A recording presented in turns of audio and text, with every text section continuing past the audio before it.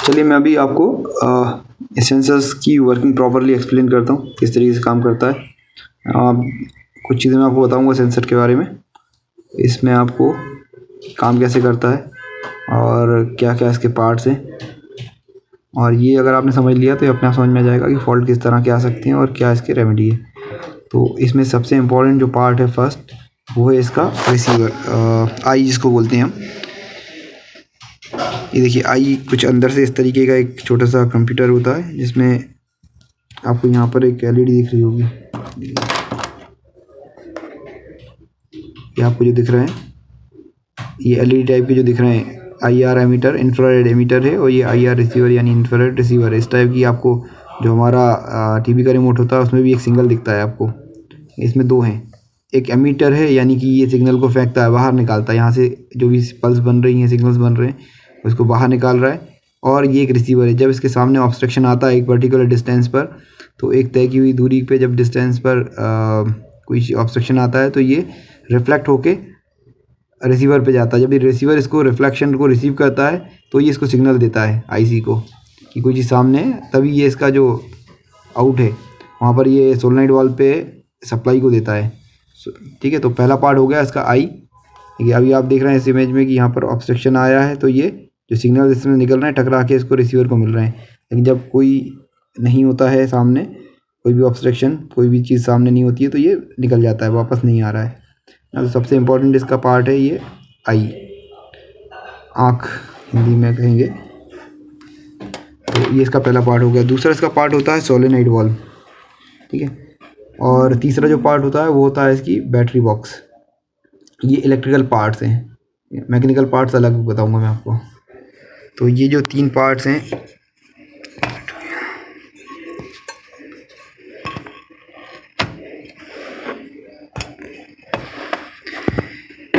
दूसरा जो पार्ट्स है इसका सोलेनॉइड वाल्व। ये सोलेनॉइड वाल्व कुछ दिखने में फिजिकली इस तरीके से होता है, ये इसकी वर्किंग समझाई गई है कैसे काम करता है। देखिए इस तरह का कुछ रहता है, इस तरह का सोलेनॉइड वाल्व है, ऊपर उसके डायफ्राम वॉशर लगा हुआ है। ठीक है, इसको मैं बाकी एक्सप्लेन करूँगा आपको। तो हम वापस अपने इस पे आते हैं। ये देखिए वर्किंग कैसे करता है। इसके अंदर अब यहाँ पर देख रहे हैं एक प्लंजर है, ये ब्लैक कलर का जो आपको दिख रहा है, और ये जो आपको पर्पल कलर दिख रहा है ये है इसका डायफ्राम वॉशर। पीछे एक स्प्रिंग लगी हुई है। आप देखिए पानी जो है यहाँ से जा रहा है, यहाँ से जाके बीच में एक होल है डायफ्राम वॉशर में, इसमें इस बीच में है। हमारे पास जो प्रैक्टिकली हम हमारे पास जो सेंसर्स में आता है उसमें साइड में है वो होल। मैं आपको अभी एक्सप्लेन करूँगा, अभी आप वर्किंग प्रॉपर समझ लें इसकी, कि इस सेंटर से इसमें पानी जा रहा है पतली सी जगह में, ये पानी चैम्बर के अंदर भर रहा है पूरा। ठीक है, तो जो भी पानी इसके अंदर जाएगा वो इसको पुश करने की कोशिश करेगा, लेकिन साथ में चूँकि अंदर भर गया है पानी यहाँ पर, तो वो भी जो प्रेशर जनरेट कर रहा है वो भी वापस पुश करने की कोशिश करेगा। तो इस तरीके से ये पूरा जो है बैलेंस हो जाएगा। कब तक के लिए? जब तक कि ये पानी यहाँ पर बंद है। ये आप देखिए प्लंजर इस पानी को बंद किए हुए है, तो चैम्बर बंद है, ये पूरा कंप्लीट बंद है, और पानी इसको बैलेंस किए हुए है। पानी का जो प्रेशर है वो बैलेंस्ड है ऊपर और नीचे दोनों तरफ से। अभी ये नॉर्मली कंडीशन ओपन है इसकी ना, प्लंजर जब इसका ऊपर आया हुआ है। अभी क्या होता है, प्लंजर जब पीछे चला गया, बहुत थोड़ा सा, देखिए बहुत हल्का सा पीछे गया है इसमें, थोड़ा भी प्लंजर पीछे जाता है तो क्या हो रहा है कि इसका सिंपल जो एग्जांपल मैं आपको दूँ, अगर आप अपने हाथों को, दोनों हाथों को एक दूसरे के अपोजिट धकेलेंगे तो क्या होगा, बैलेंस हो जाएंगे। लेकिन जैसे ही आप एक हाथ को झटके से हटा लेंगे तो दूसरा हाथ आगे की तरफ फिक जाएगा। तो वही एक्शन यहाँ पर होता है कि यहाँ से प्रेशर जो नीचे से ऊपर लग रहा है और ऊपर से जो नीचे प्रेशर लग रहा है वो इक्वल रहता है इस पोजीशन पे। लेकिन जैसे ही ये प्लंजर ओपन होता है, पानी इसमें से बैक साइड से जो पानी भरा हुआ है प्रेशर ये निकल के बाहर चला जाता है, तो ये प्रेशर की वजह से ये पीछे चला गया प्लंजर, और ये प्लंजर पीछे जाने की वजह से ये देखिए पानी जो यहाँ से आ रहा था, ये पानी यहाँ से इनलेट आया, तो यहाँ से होते हुए ये बाहर निकल गया। ठीक है, यहाँ पे जो बंद था ये पोजीशन में बंद है। अभी ये इसका जो डायफ्राम है उसको रोके हुए, ये समझ में आ जाएगा आपको अच्छे से। यहाँ पे समझने वाली बात ये है कि अगर हमने इसको रिवर्स दे दिया, अगर उल्टा हमने लगा दिया, इनलेट अगर यहाँ की जगह यहाँ दे दिया, तो ये सोलेनॉइड वाल्व काम नहीं करेगा। ठीक है, तो ये इसकी वर्किंग है। अब अगली जो चीज़ आती है,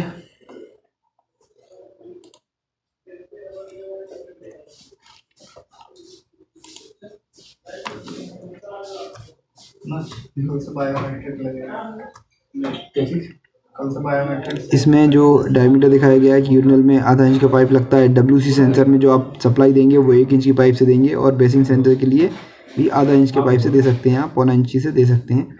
और सेंसर की रेंज आप देखिए 0.5 बार से 3 बार तक काम करता है सेंसर, यानी कि इसकी मिनिमम जो रिक्वायरमेंट है वो 0.5 बार सेंसर की वर्किंग है।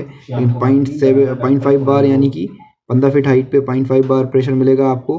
30 फीट की हाइट जो होगी अगर टंकी से उस प्रोडक्ट के बीच की, तो आपको 1 बार प्रेशर मिलेगा 30 फीट हाइट पर।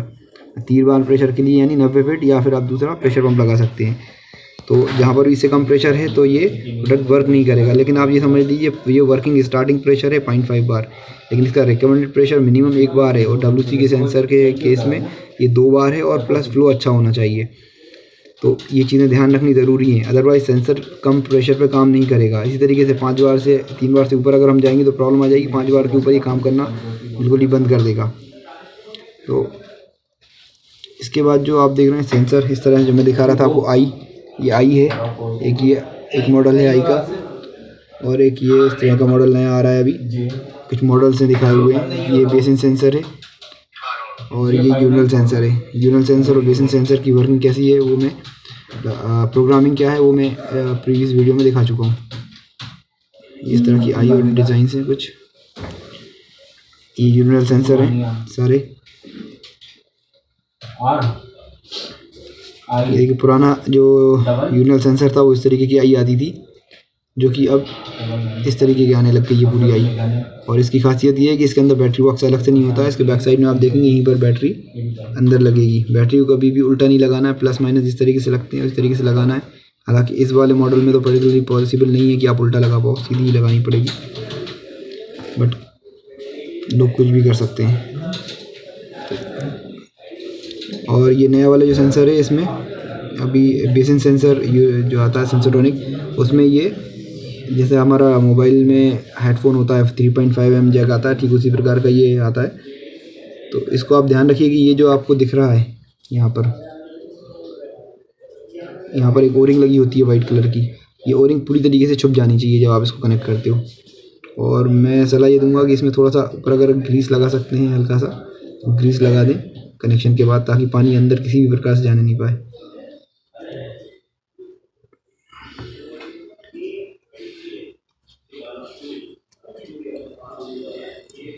ये अडोप्टर लगाना दिखाया गया है कि इसमें अडोप्टर किस तरीके से लगा सकते हैं आप। DC अडोप्टर जो आता है वो यहाँ पर लगेगा, और ये अभी प्रॉपर लेकिन लगा नहीं है इसलिए ओरिंग दिख रही है। प्रॉपर फिक्स बैठ जाएगा तो ये ओरिंग वाइट कलर की आपको नहीं नज़र आएगी। यहाँ पर जो दिख रही है आपकी ये वाली,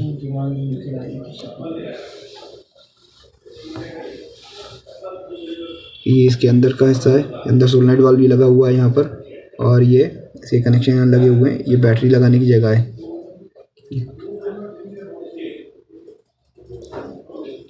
ये 21 जो सेंसर है वो है, और इसमें आप देखो इसके अंदर ही बैटरी लगती है। इसके अंदर भी इसमें एक वायर जो है सप्लाई का है जो आई पे जा रहा है, और दूसरा वापस आ रहा है सोलेनोइड वाल्व के लिए। तो इस तरीके से आप ये जो बैटरी वाला हिस्सा है इसमें बैटरी वाला हिस्सा निकाल के आप इसमें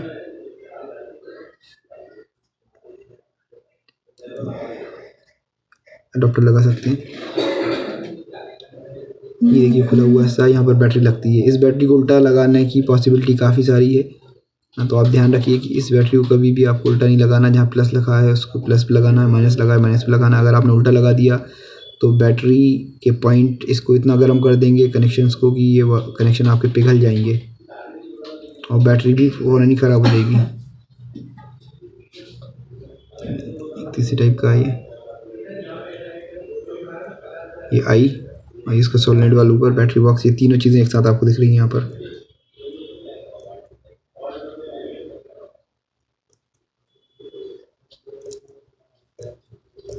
और रेंज के लिए अलग से वीडियो में आपको एक सेंसर रिमोट का तो बना चुका हूँ, और एक्यूस के लिए अलग से एक और वीडियो अलग से मिल जाएगा। मैं आता हूँ वापस अभी अपने वीडियो पे।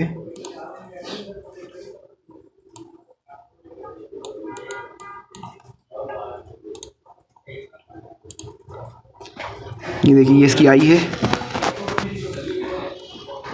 ये सेंसोट्रॉनिक मैं दिखा रहा हूँ अभी आपको। और ये सोलेनोइड वाल्व है। सोलेनोइड वाल्व में ऊपर जो आपको दिख रहा है ये डायफ्राम वॉशर है और ये इसका वायर की सप्लाई है। आप देखिए यहाँ पर प्लस माइनस जो है अलग अलग कलर से आया हुआ है, रेड और ब्लैक। यहाँ पर आपको जो पिन नज़र आ रही है ये पिन निकल जाती हैं। अगर किसी ने आलपिन से इसको हल्का सा दब पुश किया और वायर को खींच लिया तो ये पिन बाहर आ जाती हैं। तो इनके से अगर उल्टा लग गया ये, तो जब अगर ये वायर उल्टे लगा होगा ये इस पर्टिकुलरली सोलेनोइड वाल्व का, तो उल्टा चलेगा। यानी जब आप हाथ लेकर जाएंगे तो पानी बंद हो जाएगा और जब आप हाथ हटाएंगे तो पानी चालू हो जाएगा। ये अगर कंडीशन कहीं बन रही है तो इसका मतलब ये है कि जो प्लस माइनस के वायर हैं सोलेनोइड वाल्व के वो उल्टे लगे हुए हैं। इसको आप सीधा कर सकते हो निकाल के। लेकिन अगर आपने बैटरी के कनेक्शन उल्टे लगा दिए तो वो बैटरी जला देगा, बैटरी को ख़राब कर देगा और कनेक्शन पॉइंट को भी। अब सोलेनोइड वाल्व के अंदर जो पार्ट्स हैं वो मैं अभी आपको दिखाता हूँ। देखिए एक तो ये ऊपर से इसके डायफ्राम वॉशर लगा हुआ है। दूसरा जो पार्ट है इसका, इसके अंदर निकलेगा अभी, देखिए डायफ्राम वॉशर। ये इसका प्लंजर है, इसके बीच में नज़र जो आ रहा है आपको। इसके अंदर इस सोलेनोइड वाल्व के अंदर दो मैग्नेट होती हैं। एक परमानेंट मैग्नेट होती है पीछे साइड में, यहाँ पर इसके ये जगह पर परमानेंट मैग्नेट रहती है जो कि नॉर्मल मैग्नेट होती है, हमेशा एक्टिव रहती है। और इसके चारों तरफ इसमें कॉइल होती है, जो कॉइल इसको एक इलेक्ट्रिकल मैग्नेट बनाती है। जो इलेक्ट्रिकल मैग्नेट तब चालू होती है जब यहाँ पर ये आपको रेड और ब्लैक वायर आ रहे हैं। जब इसमें सप्लाई चालू होगी तो ये करंट आएगा और इसमें मैग्नेटिक फील्ड पैदा होगी और ये प्लंजर पीछे खिंच जाएगा। ये प्लंजर को निकाला है हमने, प्लंजर निकाला है। अंदर एक देखिए बहुत छोटी सी स्प्रिंग है। स्प्रिंग को निकालते वक्त आपको ध्यान रखना है कि स्प्रिंग जो है निकालने के बाद आपको किसी भी तरह का टेम्परिंग नहीं करनी है, कोई खींचतान नहीं करनी है। अगर स्प्रिंग ख़राब हो गई तो ये काम नहीं करेगा। स्प्रिंग निकालने के लिए आप इस तरह कोई एक वायर या आलपिन का इस्तेमाल कर सकते हैं इसको बाहर निकालने के लिए। बहुत छोटी सी स्प्रिंग है इसके अंदर। अगर इसको आपने टेम्पर किया तो ये प्रॉपर काम नहीं करेगा, ना ही इसको खींचना है ना दबाना है।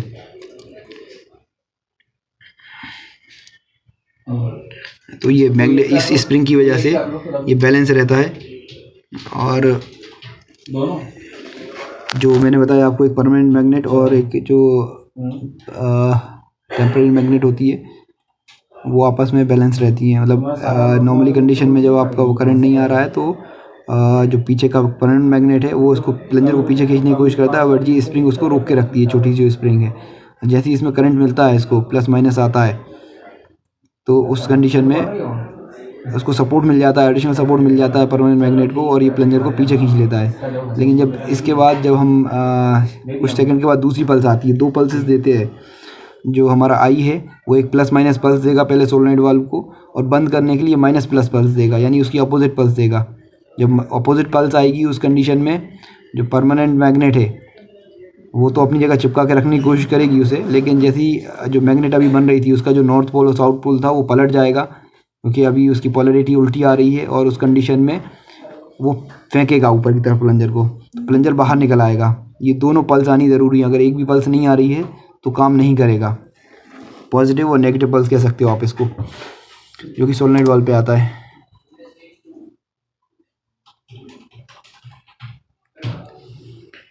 ये इसका प्लंजर है। प्लंजर का ऊपरी हिस्सा जो है ये रबर का बना हुआ है। ये डायफ्राम वॉशर के जो सेंटर में होल है इसको बंद करके रखता है, तो इसका साफ़ होना बहुत ज़रूरी है। अगर ये प्रॉपर साफ़ नहीं होगा तो ये पानी को अंदर रोक नहीं पाएगा। अभी मैंने जो वर्किंग दिखाई थी आपको कि अंदर इसके पानी को रोक के रखता है सोलेनोइड वाल्व के अंदर और डायफ्राम वॉशर के बीच में। ठीक है, ये इस प्रकार लगता है इसके ऊपर, और ये प्लंजर इस तरीके से अंदर जाता है स्प्रिंग लगाने के बाद। और ये बैक साइड में जो आप सेंटर में होल देख रहे हो, ये इसको इस तरीके से बंद करके रखता है। जब आप नॉर्मल कंडीशन में ये चिपका हुआ रहेगा, होल बंद रहेगा, और जब ये बंद रहेगा तो अंदर पानी भरेगा।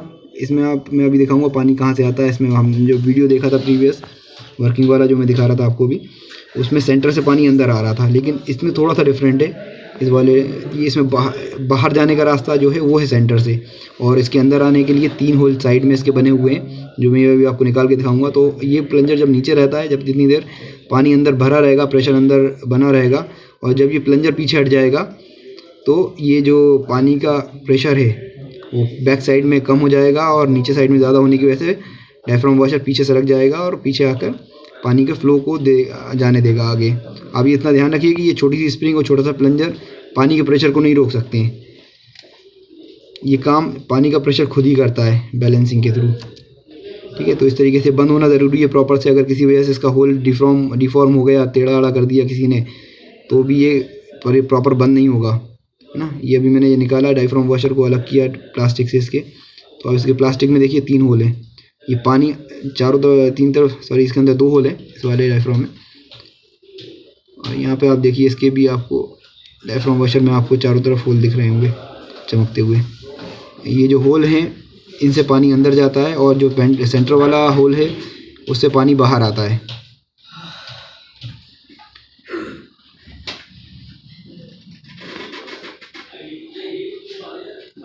इसको मैं एडजस्ट करके दिखाने की कोशिश कर रहा हूँ। ये 3 होल देखिए इसमें, डायफ्राम वॉशर में 3 होल साइड होल है।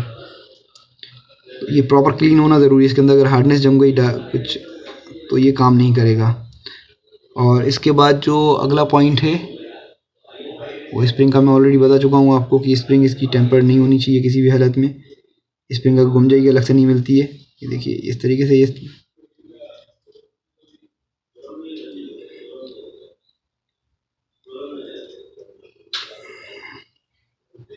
इसको डालने के लिए आपको क्या करना है, इसके सेंटर में आपको डालना है। और इसके डालने का तरीका ये है कि इसको आपको उल्टा करके वापस नहीं डालना है। अगर आपने इसको सीधा डालेंगे तो स्प्रिंग नीचे गिर जाएगी और टेढ़ी हो जाएगी। इसके लिए आपको सोलेनोइड वाल्व है उसको उल्टा करना है, और उसके बाद प्लंजर को नीचे से ऊपर की तरफ डालना है। आप नीचे डालेंगे तो ये चिपक गया, देखिए परमानेंट मैग्नेट ने इसको चिपका लिया है। और इसको वापस खींचेंगे तो वापस अपनी जगह पे जाएगा। ये ऑपरेशन अगर हो रहा है तो आपकी स्प्रिंग सही से सेट है। इसके बाद हम इसको लगाएंगे। अब चूँकि मैं ये एक हाथ से कर रहा हूँ इसलिए थोड़ा सा आपको लग रहा होगा ऑड। ये हम इसको प्रॉपर फिक्स कर लेंगे, चारों तरफ से अंदर चला जाए। इसका रबर का जो वॉशर है कोर के अंदर जाना चाहिए, प्रॉपरली फिट होना चाहिए। और इसको चेक करने का तरीका ये है कि जब इसको दबाएंगे तो ये चारों तरफ से बराबर तरीके से बाहर आएगा। अगर ये चारों तरफ से बराबरी से बाहर नहीं आ रहा है, या कभी एक तरफ तिरछा आ रहा है इस तरफ या इस तरफ कहीं से झुका हुआ रह जाता है, तो इसका मतलब ये है कि ओवर आउट हो चुका है, ये ख़त्म हो गया। आपको इसका डायफ्राम वॉशर बदलना पड़ेगा। या अगर कटा हुआ साफ साफ दिख रहा है तो भी आपको इसको बदलना है। और ये इसको एक चीज़ और इसमें बताने की इम्पोर्टेंट है कि जब आप इस सोलेनोइड वाल्व को लगा रहे हैं तो उस वक्त ये आपका जो प्लंजर है वो अंदर की तरफ नहीं होना चाहिए। अगर ये अंदर रह गया तो पानी बहता रहेगा जब तक कि वो आई उसको वापस से रिवर्स नहीं फेंकेगी। तो इसको आपको हमेशा बाय डिफ़ॉल्ट ऊपर की कंडीशन में रखना है। ऊपर रख के और धीरे से हल्का हाथ लगा के आप देख लें कि प्रॉपर काम कर रहा है। और उसके बाद रख के इसको सही तरीके से राइट करना है। दूसरी बात ये है कि इसका जो सोलेनोइड वाल्व है, सोलेनोइड वाल्व भी इसका सोलेनोइड वाल्व है, उसके चारों तरफ भी जो थ्रेड्स बनी हुई हैं वो थ्रेड जो है प्लास्टिक की हैं। तो आपको ओवर टाइट नहीं करना है, ना तो कम टाइट करना है ना ज़्यादा। अगर ज़्यादा टाइट कर देंगे तो थ्रेड्स ख़राब हो सकती हैं, अगर कम टाइट रखेंगे तो लीकेज करेगा। तो ये इतनी इसकी वर्किंग है। अब अगला सवाल ये है कि फ़ॉल्ट क्या क्या आते हैं। जब भी आपको अगर सेंसर बंद मिलता है सबसे पहले बैटरी चेक करना है। 9 वोल्ट की बैटरी अगर है तो 9 वोल्ट पूरे आने चाहिए, कम से कम 9 वोल्ट होना चाहिए उसके अंदर। अगर 9.15 या इससे ज़्यादा वोल्टेज है तो बेहतर काम करेगी। लेकिन अगर जैसे 8.9 से नीचे वोल्टेज आएंगे तो बैटरी प्रॉपर काम नहीं करेगी। दूसरा जो इसके 6 वोल्ट की अगर बैटरी है तो 6 वोल्ट प्रॉपर आना चाहिए। और इसके बाद जो मैंने आपको स्टेप्स बताई हैं कि आई कैसे काम करती है, सोलेनोइड वाल्व कैसे काम करता है, ये सारी चीज़ें आपको देखते हुए काम करना है। आपको 2 पार्ट में डिवाइड करके रखना है हमेशा जब भी चेक करेंगे, एक इलेक्ट्रिकल पार्ट और एक इसका मैकेनिकल पार्ट। जो मैंने बताया आपको प्लंजर डायफ्राम और जहाँ वो कस रहा है सोलेनोइड वाल्व, अगर ये प्रॉपर नहीं चेक करेंगे आप अलग अलग तो आप फॉल्ट का भी डायग्नोस नहीं कर पाएंगे। आप इलेक्ट्रिकली चेक करें इसको जब भी तो अगर आप चाहें तो इसको बैटरी बॉक्स को और इसको सबको निकाल के अलग से हाथ करके सामने हटा के देख सकते हैं प्लंजर ऊपर नीचे हो रहा है नहीं। उसमें एक हल्की सी क्लिक क्लिक साउंड आता है। अगर वो साउंड आ रहा है तो इसका मतलब ये है कि आपका इलेक्ट्रॉनिक कंपोनेंट पूरी तरीके से ठीक है। जब आप पहली बार हाथ लेके जाएंगे तो वो क्लिक की साउंड करेगा और प्लंजर अंदर चला जाएगा। जब आप हाथ हटाएंगे जब आप हाथ हटाएंगे तो कुछ सेकंड के बाद जो उसका टाइमिंग सेट है उसके बाद वो प्लंजर वापस ऊपर फेंकेगा। तो ये 2 बार क्लिक का साउंड देगा। अगर एक ही बार साउंड आ रहा है, अंदर ही रह जा रहा है, तो ये पानी चालू तो करेगा लेकिन बंद कभी नहीं करेगा। इसी प्रकार से अगर वो आवाज़ आ ही नहीं रही है तो भी ये प्रॉब्लम है, लेकिन अगर ये दोनों साउंड आ रहे हैं तो मतलब बैटरी और बाकी सारी चीज़ें ठीक है। इसको कई बार आप करके देख सकते हैं। इसके बाद आता है प्रेशर का नंबर। प्रेशर प्रॉपर होना चाहिए, उसके अंदर कचरा मिट्टी नहीं फंसा होना चाहिए। डायफ्राम वॉशर के अंदर उसके होल्स जो हैं प्रॉपर ओपन होने चाहिए। अगर ये सारी चीज़ें अगर आप चेक करोगे और वर्किंग समझते हुए आपको फॉल्ट खुद ढूंढ सकते हो आप। अगर आपने प्रॉपर वर्किंग समझ ली इसकी कि किस तरीके से काम करता है सेंसर, किस पार्ट का क्या काम है, तो आप फॉल्ट ईजीली डायग्नोज कर सकते हो। Thank you.